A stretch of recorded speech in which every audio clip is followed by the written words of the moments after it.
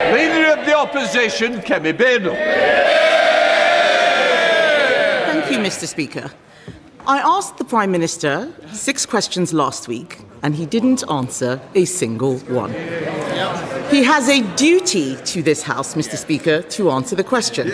Let's see if he can do better this week. I'll start with a simple one.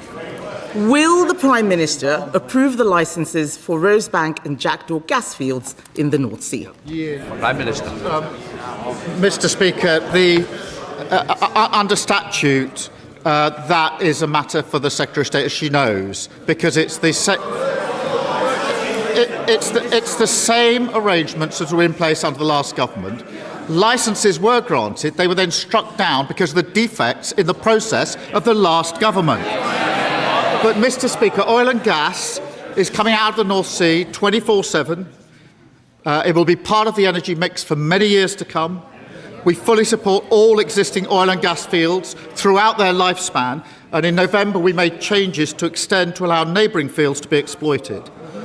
But we need to take control of our energy prices. The only way to do that is through renewables.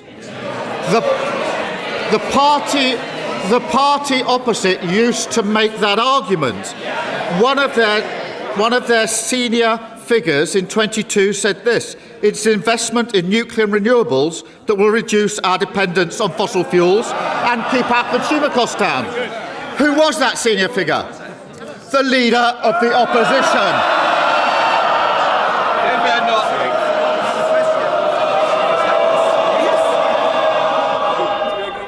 This is not the day to be thrown out with a 2-week break coming. Kemi Badenoch. Mr. Speaker, we can have renewables and oil and gas. He says it's a matter for the Secretary of State. He says it's a matter for the Secretary of State. I thought he was the Prime Minister, and he loves to hide behind legal process every single time. I wonder, Mr. Speaker, what a Director of Public... What? Have I... Order. Mr. Yazin, you don't want to test my patience, I'm sure. Kemi Badenoch.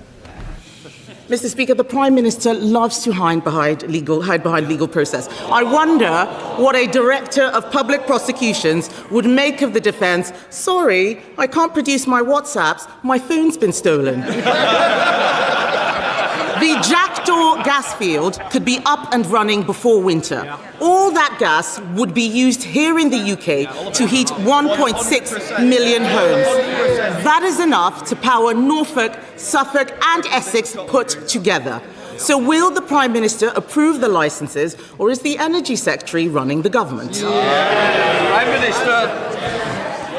Mr. Speaker, legislation has been passed. It's absolutely clear that the quasi-judicial duty under the legislation rests with the Secretary of State. I really think if she's going to put this challenge to me, she needs to read the legislation. That is the legislation that they applied for 14 years. It's exactly the legislation that they used to put the licences in place, which were then struck down because the process was defective.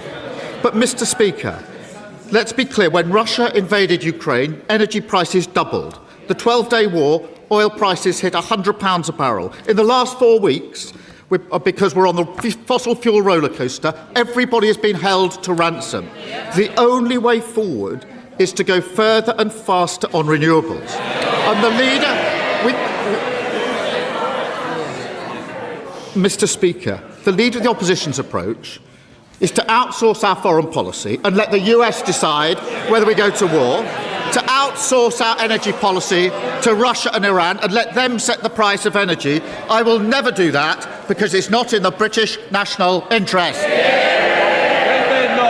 Mr. Speaker, he is hiding behind so many people. He is the Prime Minister. He can make this decision today. He can. He is so weak, he's the first person to be pushed around by the Energy Secretary. Let me remind him, Mr. Speaker, who is on my side. The unions, yes, GMB, they're on my side. Tony Blair. Mr. Speaker, Renewable UK, the very people that he's talking about, they are saying drill in the North Sea. Centrica, Octopus Energy, even Labour MPs. Let me quote the Labour member for Pembrokeshire who says, Offshoring our carbon emissions might give a sense of moral superiority, but it is simply impoverishing our communities. We agree. So why does the Prime Minister think he knows better than everyone else? I'm going to have one more go. The legislation, the statute, the law prescribes the decision maker. They know that. They should be embarrassed that she doesn't even... she's attacking me without having read the legislation. The legislation sets out who the decision maker is. It's the Secretary of State. It is not the Prime Minister.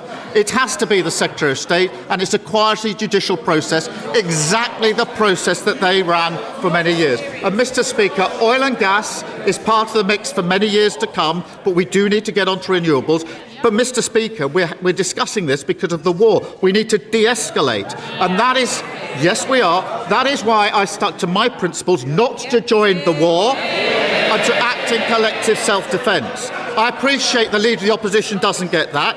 She wanted to jump into the war without regard to the consequences and then do a mother of all U-turns, and now she's stranded without a thought-through position.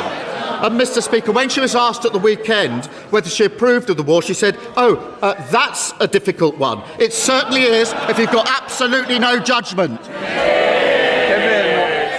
Mr. Speaker, I'm going to let the Prime Minister in on a secret. He's the Prime Minister. He can change the legislation. Hiding behind the Energy Secretary is pathetic. Mr. Speaker, under his Labour government,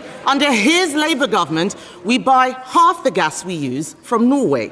Last year, Norway's Labour government drilled 49 wells in the North Sea. That's what Norway's Labour government did. How many did Britain drill? 0. For the first time since 1964, under his government, Britain drilled no wells. Why is energy security the right policy for Labour in Norway, but the wrong policy for Labour in Britain? Mr. Speaker, so now our attack is if you changed and passed some different law, you could take the decision, which she's challenging me today for not taking. It's absolutely ridiculous. Now, all that would do is to slow the process down. Oil and gas is coming out every day. There's a mix of that and renewables. But it's really important, Mr. Speaker, the most important thing to get energy security is to ensure we de-escalate this war. I know where I stand on this. We are not joining the war. She wanted to join the war. She didn't think through the consequences, and now she doesn't know where she stands on the most important issue facing this country at this time. Mr. Speaker, the Norwegian Prime Minister is doing what is right for his country. If only our Prime Minister would do the same. Stopping all new drilling in the North Sea was a reckless promise when he made it before the election. In the middle of a global energy crisis, it is catastrophic. Experts are predicting a £300 rise in bills in July. Approving new licenses would show he was serious about cutting bills. Why won't he do it? Mr. Speaker, because of the action that we've taken, bills are coming down by up to £100 household bills next month. Then they will be capped for 3 months. That's what we're doing to protect households across the country. And who voted against it? The Tories and Reform, because they just don't get the impact on working people that we will protect. Kemi Badenoch. Mr. Speaker, he says bills are coming down. They are higher than they were when he came into office. And he's talking about, what they're doing to help with energy bills. Families and businesses will suffer from the spike in energy costs because of his decisions. He could abolish the green taxes on their bills. He could stop the fuel duty rise. We could drill our own gas in the North Sea. What's he doing? He is planning another giveaway to people on welfare. Yet again, he's taking money from those who do work to give to those who don't. First, we had the budget for Benefit Street. Now it's the bailout for Benefit Street. Doesn't this just prove that they've given up being the Labour Party and they're now just the welfare party? Mr. Speaker, the spike...